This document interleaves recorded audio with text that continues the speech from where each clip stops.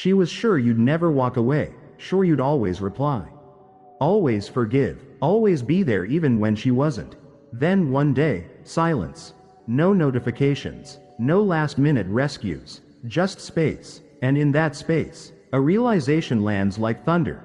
The man she took for granted is no longer available. This isn't a moment of mild regret. It's the deeper recognition that something rare just left her life. Today on Stoicism Drive, we're breaking down exactly why women regret losing high-value men, and how you can turn that truth into unshakable strength. Watch until the end. One shift in mindset can change how you see your worth, your path, and your future. Section 1. The power of walking away. When a man truly walks away, he doesn't just leave a situation, he changes the dynamic inside it. Walking away is self-respect in motion. Most men cling because they fear losing the woman forever. They chase harder, talk louder, prove more, but chasing discounts your value. Stepping back says, "I'm enough, with or without you." That isn't drama, it's dignity. And dignity is magnetic. Walking away forces a reality check. She assumed she had the upper hand, that you'd always be there. Now the script flips. The certainty she relied on turns into questions. Where did he go? Did I underestimate him? That uncertainty creates space for her to feel your absence and evaluate her own choices. Walking away breaks the autopilot. Many relationships run on loops. She pushes. You react. She withdraws. You chase. When you stop reacting and step out of the loop entirely, you reset the frame. Suddenly, she has to think about you in a new light, and that's where regret begins to grow. Walking away returns your energy to you. This isn't about punishing her, it's about stewardship of your time and focus. You stop pouring yourself into a situation that devalues you and invest that energy in your health, your craft, your mission. That shift takes you from available to irreplaceable. Remember, walking away isn't the end, it's the beginning of her seeing you clearly for the first time. Section 2. Why women regret losing high-value men. Regret doesn't appear out of nowhere. It's the echo of losing something rare. High-value men are uncommon. Many men are needy, insecure, or complacent. A high-value man stands out because he's anchored in purpose and growth. He isn't performing for approval because he already knows his worth. When a woman loses a man like that, she doesn't just lose a partner, she loses an anchor and a standard. Comparison is relentless. After you, she meets other men. The talk is louder, but the traction is thin. The calm under pressure doesn't show up. Each new conversation becomes a mirror reflecting what she let go. Even if she tries to ignore it, the mind runs quiet side-by-side comparisons. Stability is priceless. In a chaotic world, steadiness is luxury. You weren't just present, you were grounding. Remove that presence and a very specific void remains. One that casual chemistry can't fill.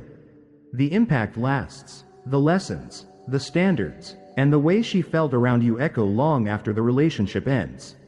She remembers how you carried yourself and the version of herself she became beside you. That's why the regret is deep. It's not only about losing you, it's about losing the path she could have walked with you. Section 3. The psychological ripple of distance. Distance does the heavy lifting that persuasion can't.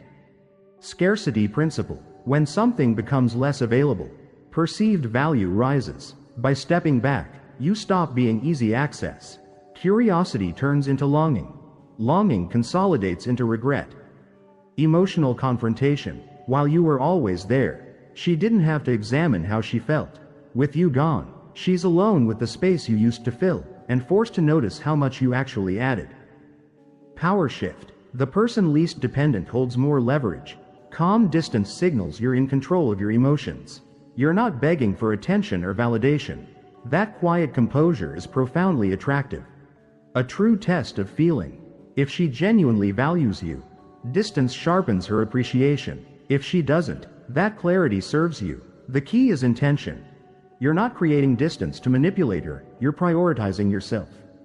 Any regret she feels is a byproduct of you knowing your worth.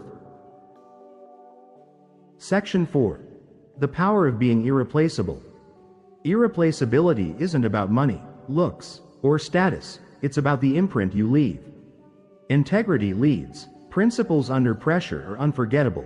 People may not always agree with you, but consistency earns respect. When those standards disappear, they're hard to find again. Emotional intelligence separates you. Most people either suppress emotions or get hijacked by them. A high-value man can name what he feels, regulate it, and communicate cleanly. That maturity builds a bond with depth, and once it's gone, it's painfully rare to replace. You bring net value. You don't carry someone's life, you catalyze it. You challenge comfort zones, support ambition, and model discipline. When you're gone, she doesn't just lose a partner, she loses the multiplier effect you had on her growth. You leave a legacy. The rituals, the standards, the better decisions, these outlast the relationship. She can move forward, but she can't rewrite the imprint you left. That's the engine of powerful, enduring regret. What lingers longer, the memory of a gift, or the memory of a man who made problems feel solvable? Section 5. How to reclaim your power and move forward. Your mission isn't to make her regret losing you. Your mission is to master yourself.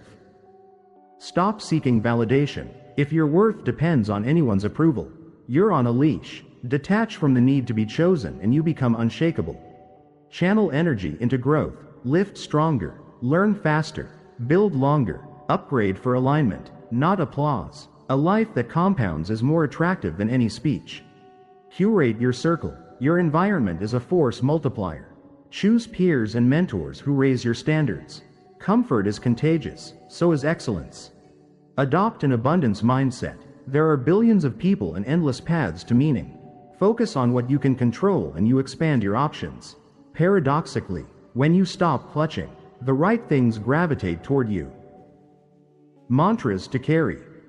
I don't chase, I choose. I don't beg, I build. I don't prove, I improve. Remember, the goal is not revenge. The goal is a life so compelling that anyone's regret is irrelevant. Section 6. Why absence makes the heart grow fonder. The phrase survives because the psychology does. Contrast reveals value. Constant presence becomes background noise. Step away and the highlights pop. Your steadiness, your humor, your encouragement, the way you made hard days feel solvable. Distance amplifies emotion. Familiarity dulls intensity. Space lets feelings breathe. She revisits peak moments and realizes they weren't accidents, they were patterns you curated. Control gets disrupted. When you were always available, she felt certain. Stepping back challenges that certainty. Doubt creeps in, and with it, renewed appreciation. Mystique emerges. People are attracted to what they can't predict. When you're not constantly accessible, you become a story she keeps telling herself. In imagination, your value multiplies. Section 7. The role of scarcity in relationships. Scarcity is powerful and ethical when it's real. People treasure what's rare. If you're always available, you signal abundance. When you prioritize your mission, you signal rarity. She recognizes you're not easily replaced. Scarcity creates urgency. If something might be gone for good, appreciation spikes. By centering your goals, you invite her to evaluate her effort now, not someday. Attention rebalances. When you always overgive, your time gets taken for granted. Pull back and attention pivots toward you precisely because you're no longer the default. Worth gets redefined. Think of a limited release. Beauty matters, but rarity drives value. Your message becomes clear. I'm not for everyone. I'm for the few who match my standard. That message echoes long after you're gone. Section 8. Using emotional detachment to your advantage. Detachment isn't coldness, it's composure with boundaries. It protects self-worth. Over-investing in the uninterested erodes identity. Detachment sets the boundary and keeps your core intact. It creates intrigue, calm, centered, unbothered. That presence is rare. She wonders why you're so steady, and curiosity draws attention without effort. It sharpens focus. Instead of tracking reactions, you invest in health, craft, and mission. That self-focus is a gravitational pull. It flips the frame. You're not asking for permission to matter. You choose who gets access. Choice is stronger than persuasion. A quick drill. When the urge to reach out hits, do 10 push-ups, 10 minutes of deep work, and 10 lines of journaling. Trade reaction for production. Section 9. Time is your greatest ally. Time works quietly, but ruthlessly, in your favor when you let it. Perspective expands with time. Distance allows the full picture to emerge, the standards you lived by, the stability you provided, the support you offered. Wounds cool down, the heat fades, the signal remains. As the noise settles, the truth of your value grows louder. Anticipation fills gaps. Without updates, imagination embellishes, and often filters for the best. She remembers highlights and wonders if she misjudged. Resilience becomes undeniable. While you're building, learning, and thriving, you communicate the strongest message of all. I am whole on my own. That strength is rare and unforgettable. Thought experiment. Pour the next 12 months into your mission like your future depends on it, because it does. Compare that man to the one who spends a year chasing closure. Which life would you rather live? Section 10. Common mistakes after you walk away, and how to avoid them. Even strong men slip. Dodge these traps. Breadcrumb checking, scanning socials, rereading texts, or asking for updates keeps your nervous system hooked. Fix. Replace every check impulse with a micro habit, one lift set, one page of reading, or a 90-second cold rinse. Messaging for closure. Most closure texts are covert bids for reassurance. Fix. Write the unsent letter, then delete it. Closure is a decision, not a reply. Revenge productivity. Anger burns hot and short. Fix. Shift from I'll show you to I'll serve my future. Rebound validation. Serial attention seeking wastes time and blurs your standards. Fix.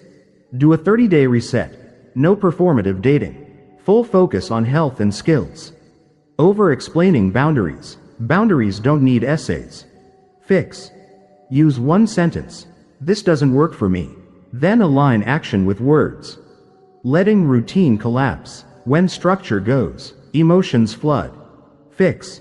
Lock your wake time, training time, and deep work blocks. Protect them like meetings with your future self.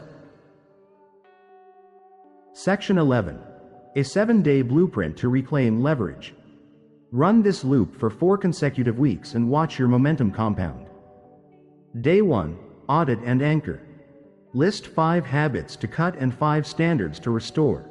Write a 1-paragraph personal code, values, non-negotiables, direction. Set your sleep target. Day 2. Body first. Full body training or conditioning. Plan 7 protein-forward meals. Take a 20-minute silent walk to think and breathe. Day 3. Craft and cash flow. Pick 1 marketable skill. Put in 2 focused hours. Document progress, notes or a quick private video. Day 4. Environment upgrade. Declutter your room and desk. Clean your digital space. Unfollow noise. Mute distractions. Organize files. Reach out to one mentor or peer who raises your standards. Day 5. Social calibration. Connect with energizing people. No gossip or rants. No updates about her. Schedule 1 meaningful, non-dating activity. Day 6. Mastery reps. Repeat 2 hours of deep work. Add 1 uncomfortable rep. Public speaking drill. Cold outreach. Or publish a small piece of work. Evening reflection. 3 wins. 1 lesson. Day 7. Review and renew. Check sleep, training, skill hours, and mood. Reset targets for next week. Seal the week with a quiet ritual, sauna plus journal, sunrise run, or coffee plus book. Section 12. If she reaches out. If she returns, your posture determines the path. Pause before replying. Space lets your rational brain, not your emotions, answer. Read twice. Respond once. Assess alignment, not nostalgia. Has the behavior changed? Do your values fit? Does the future look different from the past? If you continue differently. New pace, new boundaries, new communication rules. If the frame doesn't change, The picture won't either. If you decline, decline cleanly. Gratitude, respect, and a simple boundary. No essays required. Your future deserves protection. Now you know why she'll regret losing you more than you think, and, more importantly, how to turn that knowledge into calm, consistent action. Walk away with dignity, build with discipline, lead with purpose. The power has been in your hands all along. If this brought you value, tap like, subscribe to Stoicism Drive, and drop a comment with the one area you're doubling down on this week: health, craft, or mission. If someone you care about needs this message, share the video so they can level up too. Your success is the reply. See you in the next one.